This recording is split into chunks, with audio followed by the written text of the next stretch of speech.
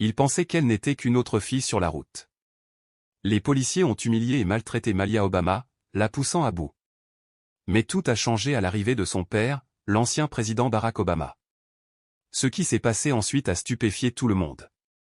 Le soleil californien était bas dans le ciel de fin d'après-midi, projetant de longs rayons dorés sur l'interminable étendue d'asphalte devant nous. Malia Obama agrippait d'une main le volant du SUV de location, l'autre reposant légèrement sur la coudoir tandis que la voiture bourdonnait sur l'autoroute déserte. La route était lisse, flanquée de collines qui disparaissaient à l'horizon, leurs contours estompés par la chaleur scintillant sur le sol. Des grappes clairsemées d'arbres broussailleux et de broussailles sèches brisaient la monotonie du paysage, mais sinon, la scène était austère et vide, une vaste étendue de solitude.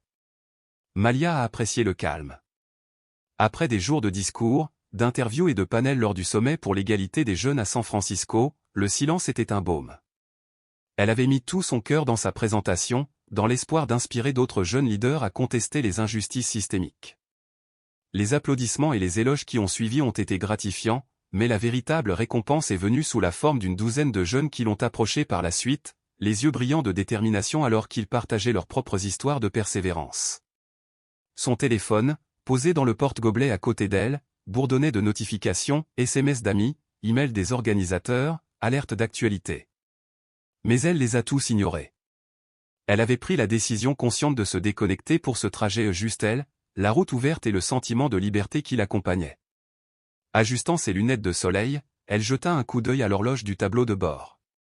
Il était un peu plus de 18h30, et il lui restait encore quelques heures avant d'atteindre Los Angeles. Sa playlist est passée à une piste acoustique douce, et elle a laissé la musique l'envahir, son esprit à la dérive. Pour la première fois depuis des semaines, elle se sentait calme. Aucun horaire à suivre. Aucune caméra à affronter. Aucun journaliste ne disséquait chaque modèle. Juste ses pensées et la route. Mais même si elle se détendait, le poids de son nom de famille persistait. Être Obama signifiait marcher sur une corde raide. D'une part, cela a ouvert des portes des opportunités dont la plupart des gens de son âge ne pouvaient que rêver.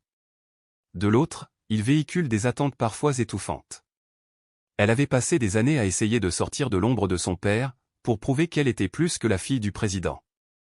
Lors du sommet, elle avait parlé avec passion de la nécessité de se libérer des étiquettes et de se forger sa propre identité. Pourtant, même si les mots quittaient ses lèvres, elle ne pouvait ignorer les murmures qui la suivaient partout où elle allait. Les gens la voyaient rarement telle qu'elle était. Ils ont vu l'héritage de son père avant tout. Elle avait appris à gérer cela, à garder son sang-froid quoi qu'il arrive. Le conseil de son père résonnait dans son esprit, restez calme. Restez concentré. Ne laissez jamais personne vous donner l'impression de ne pas appartenir à votre groupe. Ses pensées furent interrompues par le soudain éclair de lumière bleue et rouge dans son rétroviseur. Le cœur de Malia manqua un battement. Elle vérifia instinctivement son compteur de vitesse. Elle n'accélérait pas. Sa ceinture de sécurité était bouclée. La voiture était en parfait état. Alors pourquoi l'ont-ils arrêtée? Elle relâcha le gaz, fit un signe et se tira sur l'épaule poussiéreuse, son pouce accélérant. Elle se gara, inspira profondément et récupéra son permis et son enregistrement, qu'elle avait préparé plus tôt. La voix de son père résonna encore à ses oreilles, soyez poli, mais ne les laissez pas vous bousculer. Et si quelque chose ne va pas, appelez-moi immédiatement. Elle regarda le miroir. 2 policiers sont sortis de la voiture de patrouille derrière elle. Tous 2 étaient blancs. Tous 2 portaient des lunettes de soleil sombre. Et tous 2 arboraient un air d'autorité qui semblait suffocant, avant même de s'approcher. Malia déglutit difficilement et baissa sa vitre, ses doigts se resserrant autour de sa carte d'identité. « Bonsoir, officier », dit-elle en gardant un ton calme et neutre. « Y a-t-il un problème ?» Le plus grand des 2, un homme aux larges épaules et aux cheveux blonds coupés courts, s'est arrêté près de sa fenêtre, la main posée près de son pistolet dans son étui. « Licence et enregistrement », dit-il, ignorant sa question. Malia lui tendit les documents, le ventre noué tandis que le regard de l'officier s'attardait sur son visage. « C'est ta voiture ?» demanda-t-il en feuilletant les journaux sans lever les yeux. « Oui, répondit-elle. C'est une location. » Il lui jeta un nouveau coup d'œil, cette fois avec une lueur de quelque chose qu'elle ne parvenait pas à lire, un doute, peut-être, ou une suspicion. « Où vas-tu ? » Los Angeles. L'officier a échangé un regard avec son partenaire, un homme plus petit avec une coupe rasée qui se tenait légèrement derrière lui, les bras croisés. « Sortez du véhicule », a déclaré l'officier le plus grand. Malia cligna des yeux. « Excusez-moi. J'ai dit, sortez du véhicule. » Sa prise sur le volant se resserra. Elle voulait demander pourquoi ou exiger une explication, mais elle savait mieux. Se disputer ne ferait qu'aggraver la situation. Réprimant le tremblement de ses mains, elle déboucla sa ceinture de sécurité et ouvrit la porte. Les policiers ont reculé, la surveillant de près alors qu'elle sortait. L'air sec et chaud la frappa comme une vague, mais ce n'était rien comparé à la chaleur rayonnante de leur regard. « Faites face à la voiture », a déclaré l'officier le plus grand. Malia hésita, le cœur battant, mais fit ce qu'on lui disait. Elle pouvait sentir leurs yeux sur elle alors qu'ils recommençaient à l'interroger, d'où elle venait, ce qu'elle faisait dans le coin, pourquoi elle conduisait seule. Chaque question était mêlée d'insinuations, comme si sa présence même sur cette route était une anomalie. L'un des policiers a pris sa carte d'identité et la brandit en plissant les yeux. « Obama », a-t-il déclaré, la voix empreinte de scepticisme. « Tu t'attends à ce que je croie ça ?» Malia se tourna vers lui, luttant pour garder une voix ferme. « C'est mon nom, dit-elle. Je peux vous montrer une pièce d'identité supplémentaire si vous en avez besoin. » L'officier eut un sourire narquois. « Nous verrons cela. » Il fit signe à son partenaire de fouiller la voiture. L'estomac de Malia se tordit alors qu'elle regardait l'autre policier fouiller dans ses affaires en sortant son ordinateur portable, ses livres et ses papiers. « Des trucs fantaisistes, dit-il en brandissant son ordinateur portable. « Que fais-tu dans la vie ?» Malia serra les poings. « Je suis étudiant. » L'officier renifla. « Bien sûr que tu le es. » Elle se mordit la langue, s'efforçant de rester calme, mais la panique bouillonnait juste sous la surface. Ce n'était pas un arrêt de routine. C'était autre chose. Quelque chose de plus sombre. Au fur et à mesure que les minutes s'éternisaient, l'humiliation augmentait. Elle pensa à son père. À propos de tout ce qu'il lui avait appris, la résilience, la force, la grâce sous la pression. Mais debout là, sous le regard sévère de ces hommes, elle se sentait petite. Impuissant. Son téléphone était toujours dans la voiture, hors de portée. Elle devait appeler son père. Elle avait besoin d'aide. L'officier le plus grand s'approcha, son ombre tombant sur elle. « On dirait que nous allons devoir vous interroger davantage », a-t-il déclaré. Le souffle de Malia se coupa. « Attends, dit-elle, forçant sa voix à rester ferme. Je dois passer un appel téléphonique. » L'officier hésita, puis acquiesça. Un appel. Alors qu'elle remontait dans la voiture pour attraper son téléphone, ses mains tremblaient. Elle composa le numéro de son père, priant silencieusement pour qu'il décroche. Quand sa voix résonna dans la ligne ferme et calme, comme toujours le barrage en elle se brisa. « Papa, dit-elle, la voix tremblante. J'ai besoin de toi. » Le soleil couchant projetait de longues ombres sur le tronçon désert de l'autoroute, mais les feux rouges et bleus clignotant derrière la voiture de Malia Obama transperçaient la lumière du soir. Elle sentit les battements de son cœur s'accélérer alors que la voiture de police tournait au ralenti à quelques mètres de là. Sa présence était lourde, presque suffocante. Le gravier sous ses pieds bougea légèrement alors qu'elle sortait de la voiture, ses mouvements lents et délibérés. Ses mains pendaient visiblement à ses côtés. Elle avait beaucoup appris de ses parents, ne faites pas de gestes brusques, restez calme, obéissez. Mais alors même qu'elle essayait de calmer sa respiration, la peur lui serrait le ventre. Le plus grand des deux officiers, dont les larges épaules et les lunettes de soleil à miroir lui donnaient un air intimidant, presque militariste, lui fit signe brusquement de s'éloigner du véhicule. Son partenaire au plus petit, plus trapu, les bras croisés s'attardait près de la voiture de patrouille. Ses yeux étaient perçants, prédateurs, comme s'il attendait le bon moment pour frapper. L'officier le plus grand a aboyé un ordre. Malia obéit, marchant lentement vers le capot du SUV. Ses pas étaient prudents, contrôlés. Elle essaya de ne pas laisser ses mains trembler tandis qu'elle les appuyait légèrement sur le métal chaud. « Non », a demandé l'officier en ouvrant un bloc-notes. « Malia Obama », a-t-elle déclaré. Le nom restait entre eux. Le stylo de l'officier s'est arrêté juste un instant avant de reprendre l'écriture. « Licence et enregistrement. »« Ils sont dans mon sac à main », répondit-elle en désignant le siège passager. L'officier haussa un sourcil, mais hocha brièvement la tête. « Récupérez-les. » Lentement. Malia se déplaçait avec une précision mesurée, récupérant les documents et les tendant. Il les lui arracha des mains, ses yeux se plissant tandis qu'il examinait son permis. Son regard se leva, inspectant son visage avec scepticisme. « C'est ta voiture ? » ?»« C'est une location. »« D'où viens-tu ? » ?»« San Francisco. »« J'ai parlé lors d'une conférence. » Les mots avaient un goût amer dans sa bouche, l'explication lui paraissant déjà futile. « Une conférence ?» répéta-t-il, le ton empreint de doute. « Pourquoi ? » « Égalité et justice raciale » répondit Malia, sa voix ferme alors même que la tension tremblait sous sa peau. Le plus petit officier rit dans sa barbe. Le plus grand sourit. « C'est vrai, dit-il en abaissant sa carte d'identité. Tu t'attends à ce que je croie ça ? » Malia se raidit. Elle avait passé sa vie à traverser des moments comme celui-ci ou être sous-estimée en raison de son âge, de son sexe, de sa peau, mais c'était encore pire. Ce n'était pas du scepticisme. C'était une accusation. « Je dis la vérité, » dit-elle en levant le menton. Le sourire narquois de l'officier s'approfondit. « Nous verrons cela. » Il se tourna vers son partenaire. « Fouillez la voiture. » Les mots ont frappé comme une gifle.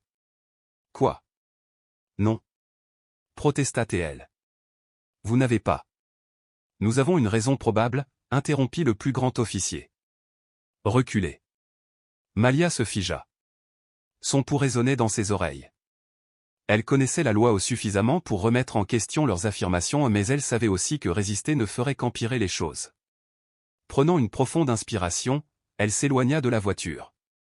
Elle ne pouvait que regarder, impuissante, le plus petit officier commencer à fouiller dans ses affaires. Sa valise soigneusement emballée était ouverte, ses vêtements jetés négligemment. Il sortit son ordinateur portable et le tint avec un sourire narquois. « Assez chic », dit-il en l'ouvrant et en tapant sur le clavier. « Qu'est-ce qui se passe ici ? Des projets pour une autre manifestation ? » « C'est pour le travail, » répondit fermement Malia. « Travail » répéta-t-il d'un ton moqueur. « Quel genre de travail ? » « Je suis étudiant. »« Bien sûr que tu le es. » L'humiliation brûlait. Elle avait tout fait correctement, poli, docile, calme, et pourtant, cela ne suffisait pas. L'officier se tourna vers elle. Restez immobile. Avant qu'elle ne puisse répondre, l'officier le plus grand lui a attrapé le bras et l'a emmené quelques pas plus loin de la voiture. « Vous avez des armes ? » demanda-t-il, sa poigne inconfortablement ferme.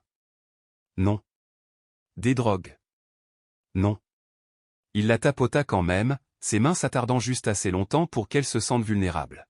« Violet. »« Rien ici, » dit-il en reculant, presque déçu.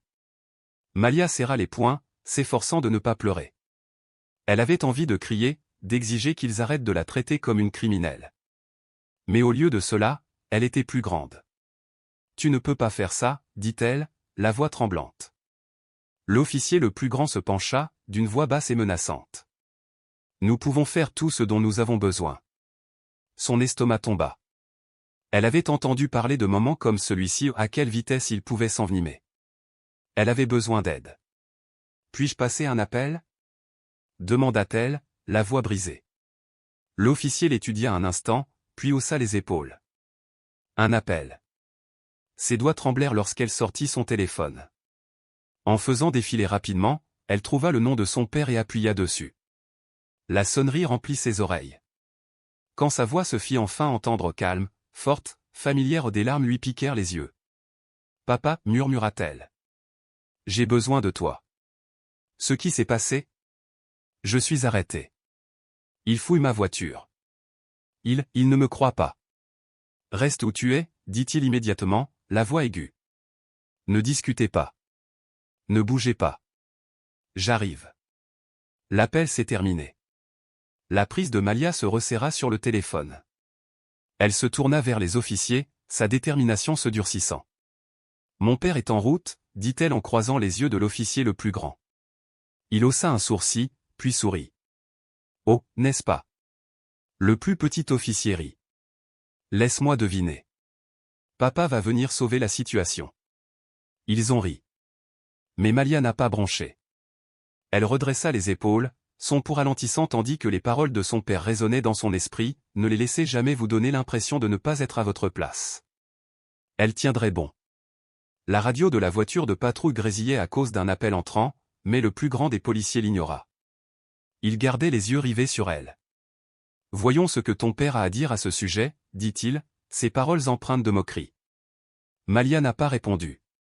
Elle resta immobile, tenant son téléphone à la main, attendant. Parce qu'elle savait ce qui allait arriver et eux aussi.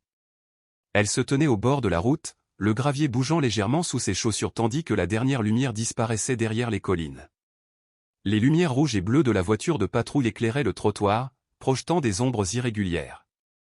Elle resserra sa prise sur son téléphone. La voix de son père résonnait encore dans son esprit, « Restez où vous êtes. Je viens. » Mais même ces mots ne pouvaient empêcher la nausée de monter dans sa gorge, ni la douleur dans sa poitrine. Elle avait tout fait correctement. Pourtant, elle se tenait là, traitée comme une suspecte sous le soleil couchant. L'officier le plus grand s'approcha à nouveau, son ombre s'étendant sur la capuche.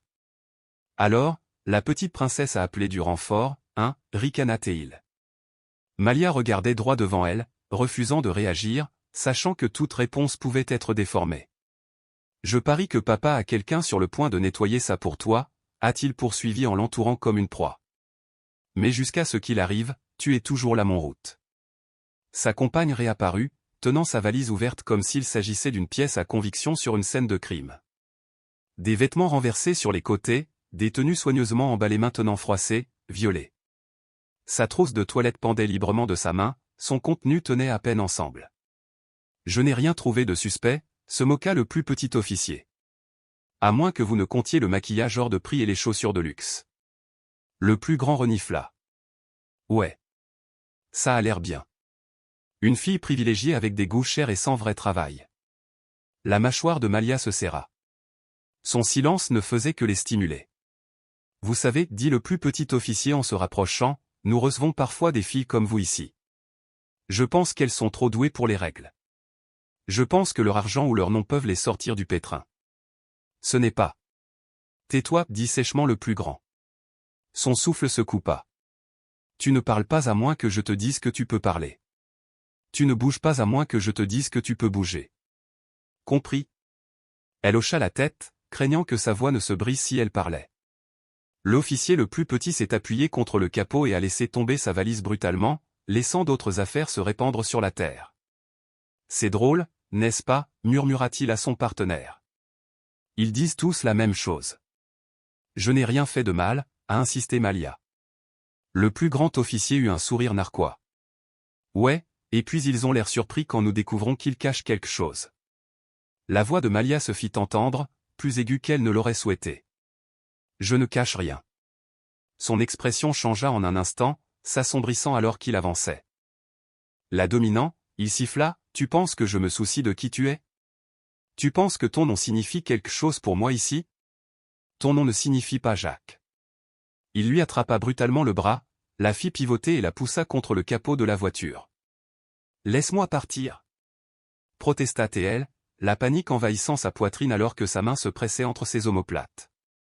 Tu résistes maintenant, aboya-t-il en resserrant sa prise. Non. Sa voix vacilla, mais elle se força à parler malgré la peur. Je ne résiste pas. Je veux juste savoir pourquoi tu fais ça. Il retira son poids d'elle. Malia se redressa et se tourna vers lui, le souffle coupé.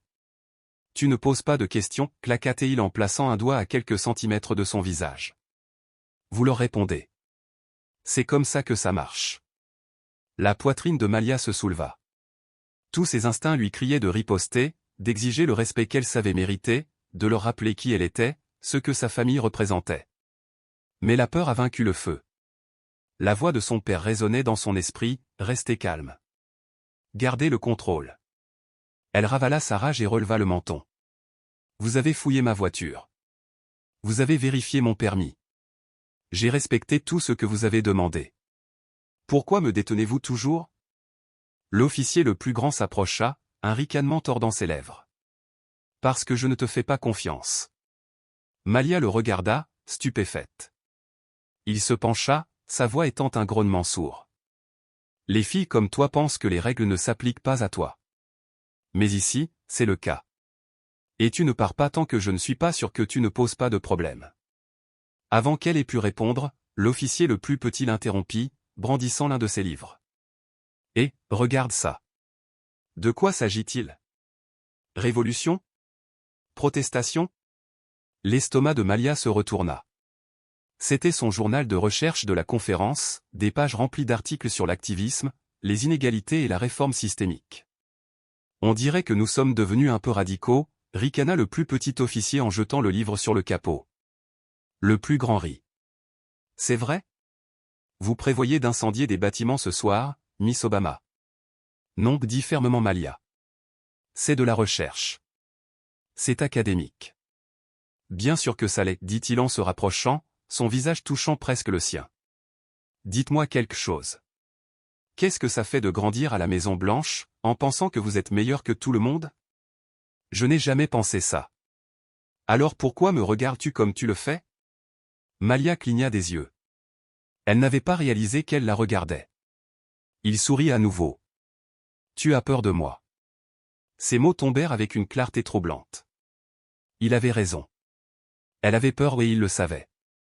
L'officier le plus petit intervint à nouveau. Peut-être devrions-nous l'accueillir. Laissons-la s'expliquer en ville. Le pouls de Malia s'accéléra. Non, dit-elle, la voix brisée. Tu ne peux pas. Le plus grand officier ricana. Regardez-nous. Mais avant qu'il ait pu bouger, un rugissement lointain de moteur déchira la nuit. Malia tourna la tête, le souffle coupé alors que les phares brisaient à l'horizon aux 3 SUV noirs se précipitant vers eux, les moteurs grondant comme le tonnerre. Les 2 officiers se figèrent, leur posture se raidirent. « Qu'est-ce que c'est que ça » marmonna le plus petit officier. Malia n'a pas répondu. Elle le savait déjà. Son père était arrivé. Les SUV devinrent plus grands, leur présence traversant l'obscurité avec une autorité étrange. La tension entre Malia et les officiers s'est brisée comme de la neige carbonique. La panique a remplacé la suffisance dans les yeux des officiers. L'officier le plus grand déplaça instinctivement sa main vers son étui mais réfléchit mieux. Son partenaire murmura quelque chose d'inintelligible. Le soulagement gonfla dans la poitrine de Malia, mais elle ne parvint pas à respirer pour l'instant, pas avant que les véhicules ne s'arrêtent, pas avant que les portes ne s'ouvrent, pas jusqu'à ce qu'elle aperçoive son père. Son téléphone sonna dans sa main tremblante. Elle baissa les yeux, « Papa. »« Bonjour » répondit-elle d'une voix instable. Malia, la voix de Barack Obama était calme, autoritaire, mais teintée d'inquiétude. « J'y suis presque. Restez où vous êtes et restez calme. Que se passe-t-il en ce moment? Ils ont fouillé ma voiture. Ils ont fouillé mes affaires. Ils m'ont traité comme un criminel.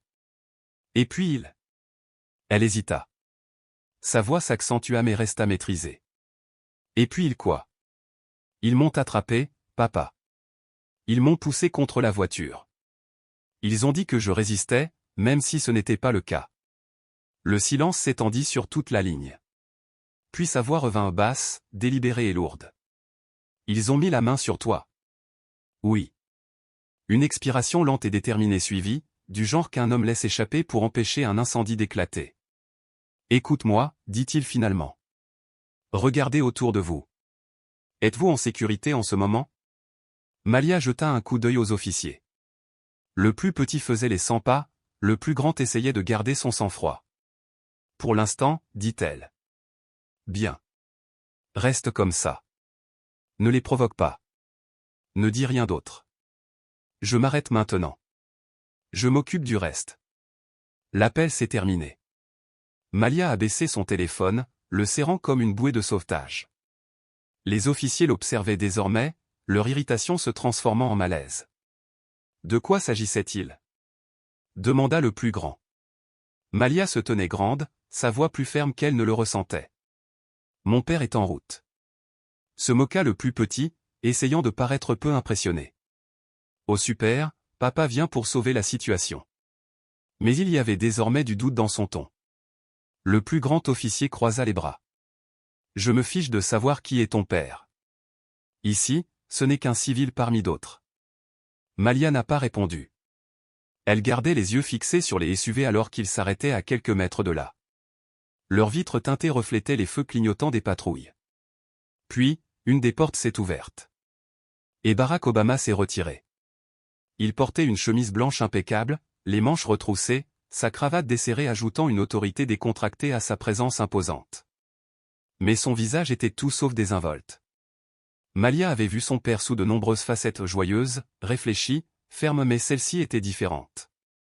C'était de la fureur, étroitement contenue derrière des couches de contrôle.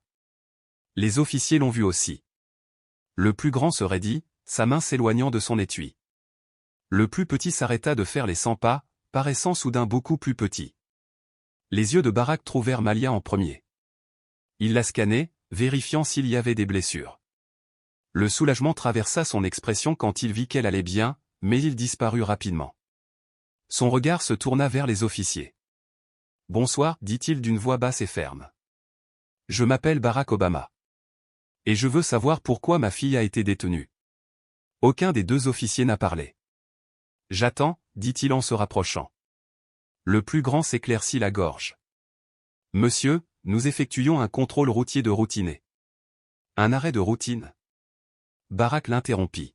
« Vous avez fouillé sa voiture, fouillé ses affaires et mis la main sur elle. Cela ne me semble pas routinier. Avec tout le respect que je vous dois, monsieur. » La voix de Barack s'éleva légèrement. « Vous voulez parler de respect? Vous avez humilié ma fille. Vous l'avez traitée comme une suspecte sans motif.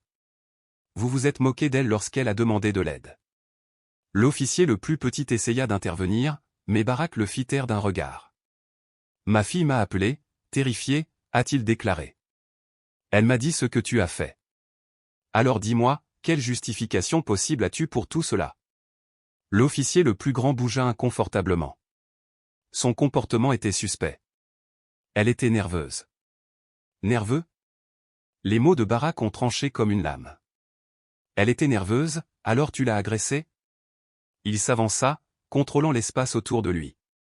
Elle a obéi à vos ordres, a répondu à vos questions, vous a donné sa carte d'identité, et vous l'avez toujours traitée comme une menace.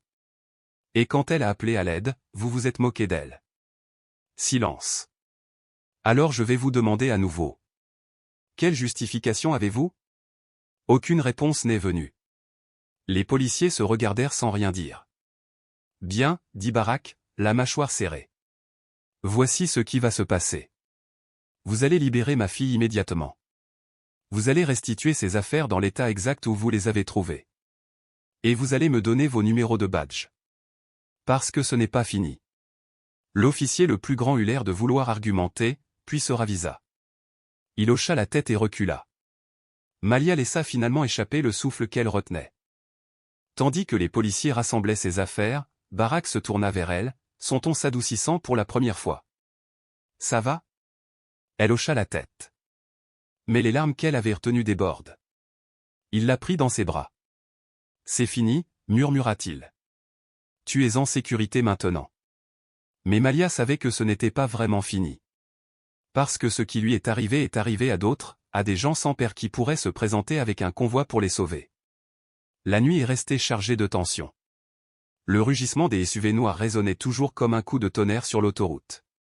Même si la présence de son père lui procurait un sentiment de sécurité, la honte persistait comme de la fumée sur sa peau.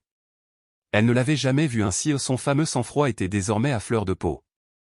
Chaque mot qu'il prononçait contenait une fureur à peine dissimulée. L'officier le plus grand essaya de retrouver son calme, mais sa bravade craquait. « Monsieur, nous avons besoin que vous reculiez, dit-il faiblement. » Barack ne bougeait pas. Il redressa les épaules. « Non. Ce que vous devez faire, c'est expliquer pourquoi vous avez traité ma fille comme une suspecte. »« Monsieur. » Je n'avais pas fini. Ces mots ont fait taire l'officier. Pour la première fois, Barack se tourna de nouveau vers Malia. « Est-ce qu'ils t'ont blessé ?» Elle hésita. La poigne meurtrière lui faisait toujours mal. Sa voix résonnait encore. Elle ne savait pas trop comment répondre. Mais il n'y avait aucune blessure visible, rien qui puisse être visible. Et pourtant, l'humiliation a été plus profonde que n'importe quelle marque ne pourrait le faire. « Ils m'ont poussé, dit-elle finalement, sa voix calme mais ferme. Ils m'ont forcé contre la voiture. » La mâchoire de Barack se serra. Il se tourna vers les officiers. « Vous avez imposé la main à ma fille, dit-il, chaque mot étant délibéré et tranchant. Et tu penses que me dire de prendre du recul va faire disparaître ça? L'officier le plus petit, qui était resté silencieux jusqu'à présent, s'avança, essayant clairement de sauver ce qui restait de son autorité. Monsieur, nous avons suivi le protocole. Son comportement était. Son comportement? Barak l'interrompit, sa voix plus aiguë maintenant. Vous voulez dire être nerveux lorsque deux hommes armés l'ont arrêté sur une route déserte au crépuscule? Ou voulez-vous dire avoir peur lorsque vous avez décidé que son nom, son apparence et le contenu de sa voiture étaient suffisamment suspects pour justifier une fouille illégale? L'officier hésita, mais Barak poursuivit. Elle a suivi vos ordres. Elle a obéi à vos questions. Elle vous a donné une pièce d'identité. Et au lieu de la laisser partir, vous l'avez humiliée. Vous l'avez traitée comme si elle n'avait pas sa place. Vous l'avez traitée comme si elle n'était pas humaine. Barak s'approcha, sa présence remplissant l'espace entre eux. Dites-moi, officier. Qu'est-ce qui faisait d'elle exactement une menace pour vous? La question restait en suspens comme une fumée, suffocante. L'officier le plus grand a regardé son partenaire, cherchant du soutien, mais n'en a trouvé aucun. Le plus petit bougea inconfortablement, sa confiance s'effondrant sous le poids des paroles de Barak. Aucun d'eux ne répondit. Rod, dit Barak, sa voix tombant à un ton grave et dangereux. Vous ne pouvez pas répondre à cela, n'est-ce pas? Derrière lui, la portière d'un autre SUV s'ouvrit et une femme vêtue d'un élégant costume bleu marine en sortit, un presse-papier à la main. Malia l'a reconnue comme l'un des conseillers juridiques de son père, même si elle ne se souvenait plus du nom de la femme. Monsieur Obama, a déclaré la femme, d'un ton vif mais respectueux. Nous avons documenté l'incident. Les agents examinent actuellement les images de la caméra embarquée. Barak hocha la tête mais ne quitta pas les officiers des yeux. Vous fournirez vos numéros de badge, a-t-il déclaré. Maintenant. L'officier le plus grand hésita, puis chercha finalement l'insigne épinglé sur sa poitrine. Il lut le numéro, la voix raide et pleine de ressentiment. Son partenaire fit de même, ses paroles à peine plus qu'un murmure. Barak se tourna vers le conseiller. Enregistrez cela, a-t-il dit. La femme hocha la tête et s'éloigna pour s'entretenir avec un autre agent. Barak reporta son attention sur les officiers, sa voix étant désormais plus calme mais non moins ferme. Vous allez répondre de cela, dit-il. Vous deux. Vous pensez peut-être que vous pouvez traiter les gens de cette façon parce qu'il fait sombre et que personne ne vous regarde. Mais je vous le promets, tout le monde regarde maintenant. L'officier le plus grand tressaillit, ses épaules se raidissant comme s'il se préparait à l'impact. Barak se tourna alors vers Malia, son expression s'adoucissant, même si ses yeux brûlaient encore d'une colère résiduelle. Es-tu prêt à partir? Malia hocha la tête, mais même en se dirigeant vers le SUV, elle ne pouvait pas se débarrasser du poids de ce qui venait de se passer. Ses affaires étaient toujours éparpillées sur le capot de sa voiture, ses vêtements débordant de la valise comme des preuves abandonnées. L'un des agents s'avança silencieusement, rassemblant les objets et les emballant soigneusement avant de les lui remettre. Ce simple acte lui a fait monter les larmes aux yeux, non pas parce qu'il effaçait ce qui s'était passé, mais parce qu'il avait l'impression que quelqu'un la traitait enfin avec dignité. Alors qu'il montait dans le SUV, les policiers se sont retirés dans leur voiture. Même si leur visage restait visible à travers le pare-brise pâle et serré, leur bravade avait disparu depuis longtemps. Le véhicule reprit vie, alors qu'il s'éloignait, Malia se laissa respirer pour la première fois depuis le début de la rencontre. Mais le soulagement fut de courte durée. Son père était assis à côté d'elle, le regard fixé par la fenêtre, l'expression indéchiffrable. Ils vont payer pour ça, dit-il finalement. Malia n'en doutait pas. Mais alors qu'elle regardait la route déserte qui s'éloignait derrière eux, elle ne pouvait s'empêcher de se demander combien d'autres personnes étaient restées là, seules et impuissantes, sans que personne ne vienne les aider. Et pour la première fois, la colère en elle commença à brûler plus fort que la peur. Elle n'allait pas simplement surmonter cela, elle allait se battre. Le SUV noir glissait sur le tronçon désert de l'autoroute, ses vitres teintées isolant Malia et son père du monde extérieur. Mais à l'intérieur, le silence était lourd, pressé contre elle comme le poids des mains des officiers quelques instants plus tôt. Son père était assis à côté d'elle, son téléphone en équilibre sur ses genoux, ses doigts tambourinant légèrement contre l'écran en attendant le prochain appel. Les agents assis à l'avant ont échangé des murmures, parlant d'un ton sec tout en s'informant mutuellement de la situation. Des mots comme enquête, médias et escalade revinrent aux oreilles de Malia, mais elle ne pouvait pas se concentrer sur elle. Son esprit était toujours coincé au bord de la route, rejouant chaque mot, chaque contact, chaque instant où elle s'était sentie impuissante. Son père lui jeta un coup d'œil, ses yeux perçants s'adoucissant légèrement alors qu'il remarquait la tension dans ses épaules. « Comment allez-vous » demanda-t-il d'une voix basse, contrastant avec les ordres fermes qu'il avait émis quelques minutes auparavant. Malia se força à croiser son regard, mais l'effort lui parut épuisant. « Je ne sais pas » a-t-elle admis, sa voix plus basse qu'elle ne l'aurait souhaité. « Je sens. » Elle fit une pause, luttant pour trouver les mots. Exposé. En colère. Comme si cela n'aurait pas dû arriver, mais c'est arrivé. Et je ne sais pas quoi faire avec ça. Barack hocha lentement la tête, ses yeux ne quittant jamais les siens. C'est normal de ressentir cela, a-t-il déclaré. Vous n'êtes pas obligé d'avoir les réponses maintenant. Mais vous devez décider de la suite des événements. Ces mots l'enveloppèrent comme une couverture non pas réconfortante, mais ancrée. Elle avait envie de crier, de pleurer, pour que ces policiers se sentent aussi impuissants qu'elle l'avait ressenti. Mais elle voulait aussi s'assurer que personne d'autre ne ressentirait plus jamais cela. Le SUV a ralenti alors qu'ils approchaient d'un point de contrôle juste à l'extérieur de la ville la plus proche. Des feux clignotants et des voitures de patrouille stationnées bordaient la route.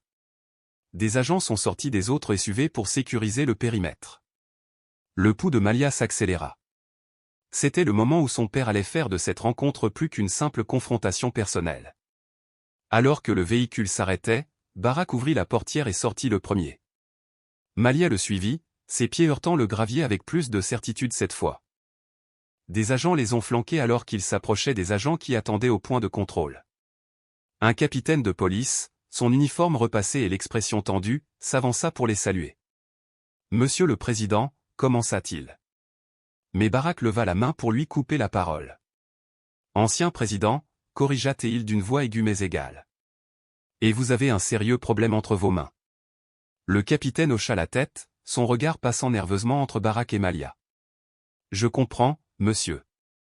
Nous avons déjà commencé un examen préliminaire de l'incident. »« Non, » dit Barack, son ton ne laissant aucune place à la discussion. « Vous ne comprenez pas. Il ne s'agit pas simplement d'un incident. Ma fille a été prise pour cible, humiliée et agressée par 2 de vos agents. Et cela ne se termine pas par un examen, cela se termine par une responsabilisation. » Le capitaine déglutit difficilement mais un bond. « Nous coopérons pleinement à l'enquête » a-t-il déclaré. « Je vous assure que les agents concernés seront mis en congé administratif en attendant le résultat. » En attente ? La voix de Barack se durcit. « Non. Ils ont fini. Ce soir. » Le capitaine hésita et Barack fit un pas en avant. « Laissez-moi être clair, » a-t-il dit, ses paroles étant délibérées. « Vous ne pouvez pas gérer cela tranquillement. Pas cette fois. Je veux que les insignes de ces officiers soient sur mon bureau d'ici le matin. Et je veux un rapport écrit complet expliquant exactement comment cela s'est produit. Et si je ne l'obtiens pas, je ferai en sorte que cette histoire soit diffusée sur toutes les chaînes d'information du pays avant le petit déjeuner. » Le capitaine hocha la tête avec raideur, visiblement secoué. « Oui monsieur. » Barack se tourna vers l'un de ses conseillers qui les avait rejoints à l'extérieur du SUV. « Assurez-vous que cela soit documenté, » a-t-il déclaré. Chaque mot. La conseillère hocha la tête et s'écarta, tapant déjà sur son téléphone. Malia observait l'échange avec un étrange sentiment de détachement. Elle admirait la capacité de son père à commander une pièce, à plier même les figures d'autorité les plus têtues à sa volonté. Mais derrière cette admiration se cachait autre chose, une colère latente qui s'était développée depuis le moment où les policiers l'avaient arrêtée pour la première fois. Elle s'avança, sa voix coupant la tension. « Et moi ?» Barack se tourna vers elle, son expression s'adoucissant légèrement. « Que veux-tu dire ?»« Je veux dire, qu'est-ce qui m'arrive ? Je rentre chez moi et quoi ? Faire comme si cela ne s'était jamais produit ? Regarder ces policiers s'éloigner après une tape sur les doigts. » Son père ne répondit pas tout de suite. Au lieu de cela, il l'étudia, ses yeux cherchant sur son visage quelque chose qu'elle n'était pas sûre de trouver. « Non, dit-il finalement. Nous ne prétendons pas que cela ne s'est jamais produit. Nous veillons à ce que cela ne se reproduise plus jamais. » La colère de Malia s'est transformée en détermination. « Comment ? » a-t-elle demandé. « Parce que je veux faire quelque chose. J'ai besoin de faire quelque chose. » Barack hocha lentement la tête. « Bien, dit-il. Alors commencez par raconter votre histoire. Les mots flottaient dans l'air, lourds de sens. Malia ouvrit la bouche pour répondre, mais avant qu'elle puisse parler, l'un des agents revint avec une tablette à la main. « Monsieur Obama », a déclaré l'agent.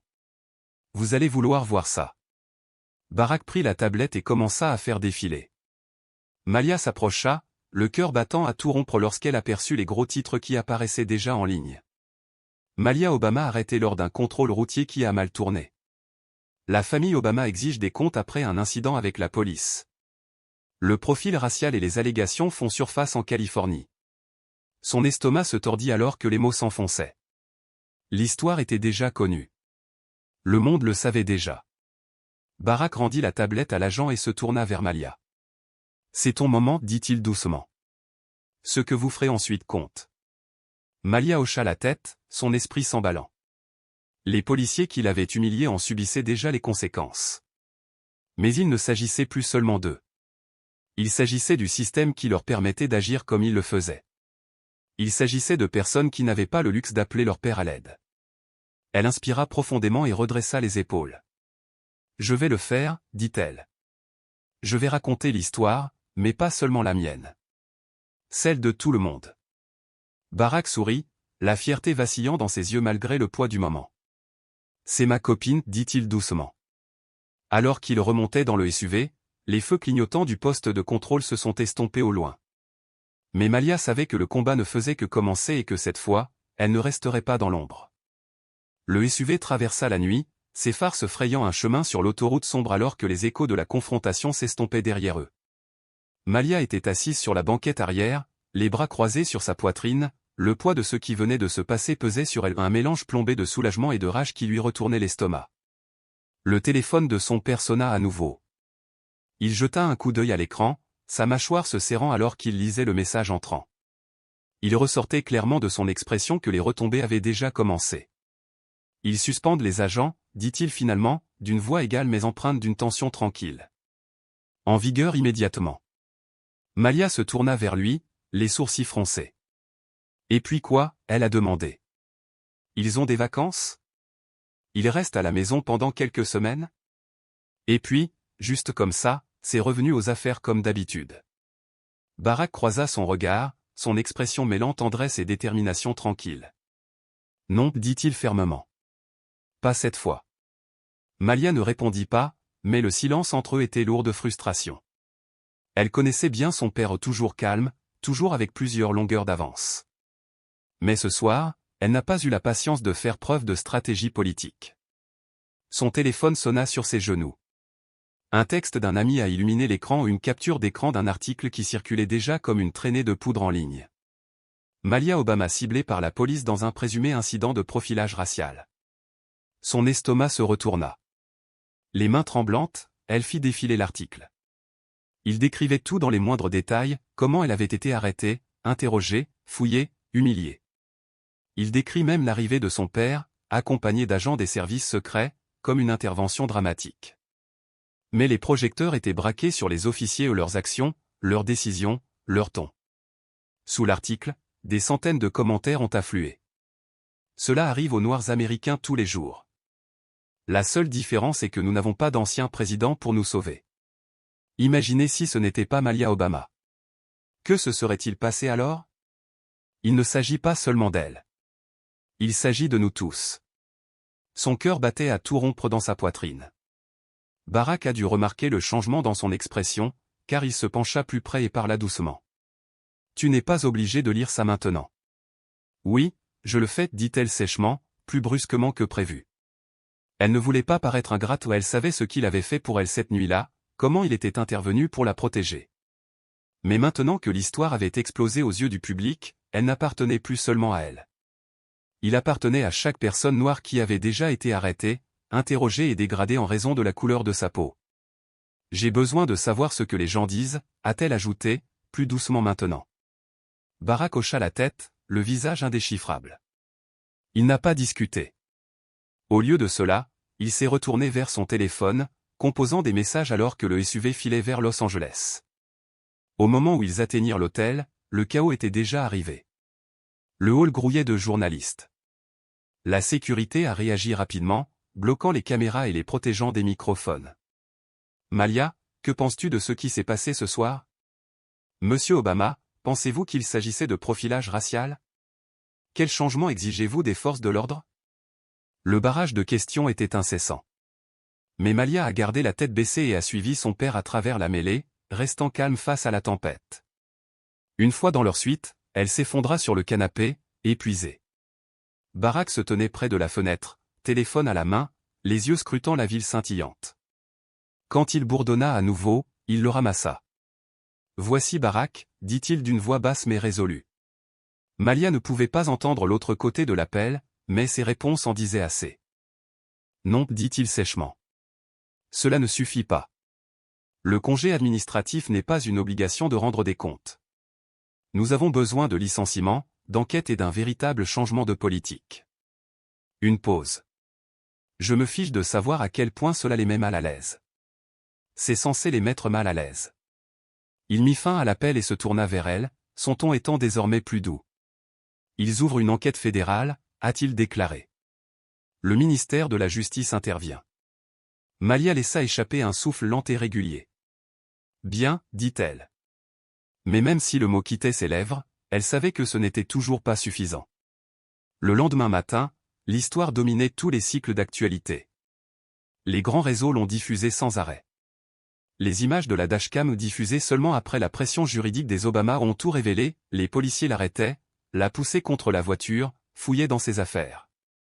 Leur ton condescendant, agressif était indubitable. Les images montraient également l'arrivée de Barack, calme, imposant et exigeant des comptes. La réaction du public a été rapide et divisée. Les partisans se sont rassemblés autour de Malia, inondant les réseaux sociaux de #Justice pour Malia. Les militants ont partagé leurs propres histoires, déclenchant une conversation nationale. Mais des réactions négatives ont également suivi des critiques accusant les Obama d'exploiter l'incident pour attirer l'attention. Ce soir-là, Malia se tourna vers son père. « Pourquoi sont-ils si concentrés sur nous ?» elle a demandé. « Qu'en est-il des gens qui n'ont pas de caméra ou quelqu'un de puissant pour intervenir ?» Barack était assis à côté d'elle. « C'est exactement pourquoi nous faisons cela », a-t-il répondu. « Parce que si nous ne le faisons pas, rien ne changera. Pas pour eux. Pas pour personne. » Ces paroles sont restées avec elle. En quelques jours, la pression est montée. Les 2 policiers ont été licenciés. Le chef de la police a démissionné. Mais Malia en voulait plus. Elle voulait une véritable réforme structurelle. Alors, lorsque les demandes d'entretien ont afflué, elle a accepté. Elle a parlé à la télévision nationale, enregistré des podcasts et participé à des rassemblements. Elle a raconté son histoire non pas par sympathie, mais pour mettre en lumière une injustice plus profonde. « Ce n'est pas seulement mon histoire », a-t-elle déclaré lors d'une interview. C'est l'histoire de tous ceux qui ont été traités comme s'ils n'étaient pas à leur place. Il s'agit de ce que nous acceptons et de ce que nous refusons d'ignorer.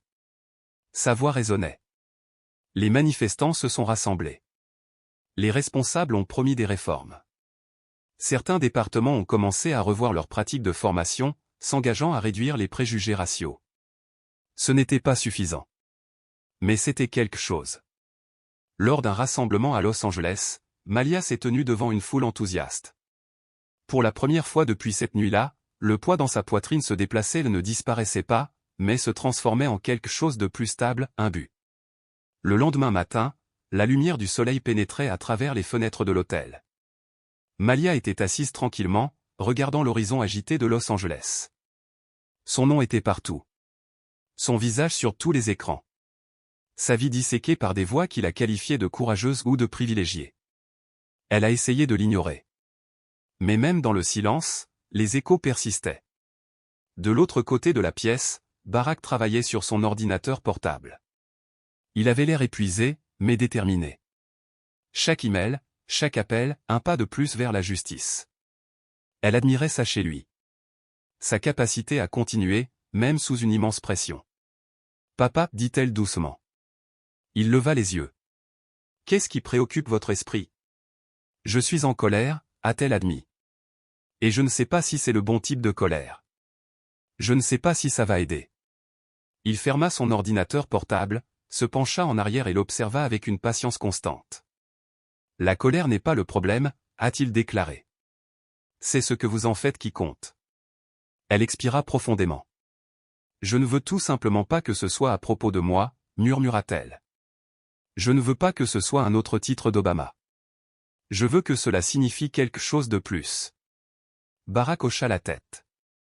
Alors agrandissez-le. Utilisez-le.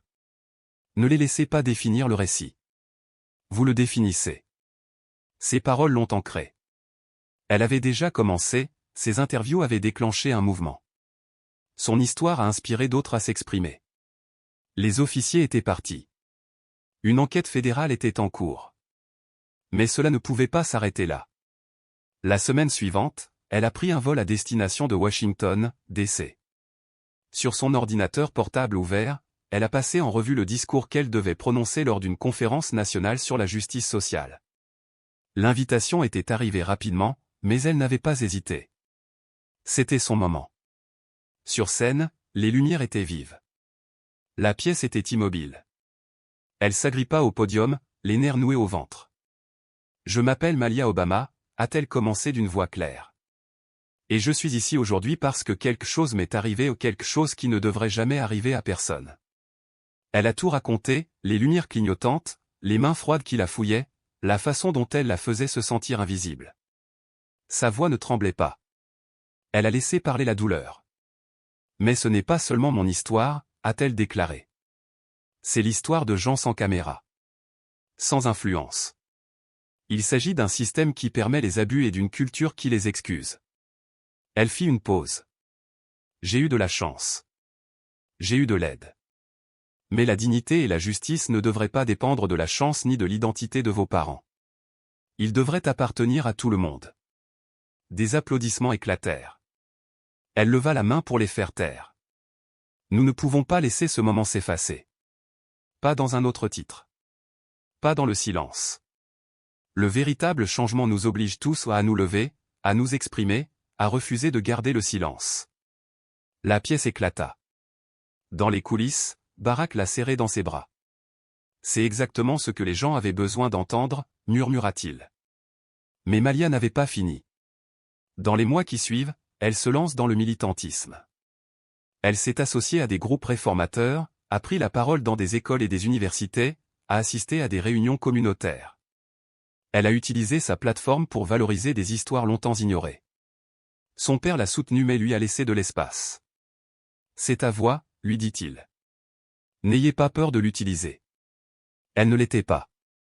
Le changement a commencé à se faire sentir. Les villes ont déployé de nouvelles formations policières sur la désescalade et les préjugés. Des comités de surveillance ont été formés. Lancement d'une ligne d'assistance téléphonique pour signaler toute discrimination ou une bouée de sauvetage pour ceux qui recherchent justice. Mais le combat n'était pas terminé. Un soir, assise avec son père sur le balcon à Washington, Malia a demandé « Pensez-vous que les choses vont vraiment changer ?» Barack but une gorgée de café, les yeux rivés sur l'horizon. « Le changement est lent », a-t-il déclaré. « Et c'est difficile. Mais chaque voix, chaque histoire, c'est important. Et le fait que vous posiez cette question, cela signifie que vous faites déjà partie de la réponse. » Elle hocha la tête, sa détermination ferme. Elle ne savait pas exactement où cette route mènerait. Mais elle savait qu'elle y parviendrait pour que chaque personne se sente petite, invisible, impuissante. Et tant que quelqu'un était prêt à l'écouter, elle veillerait à ce que sa voix soit entendue.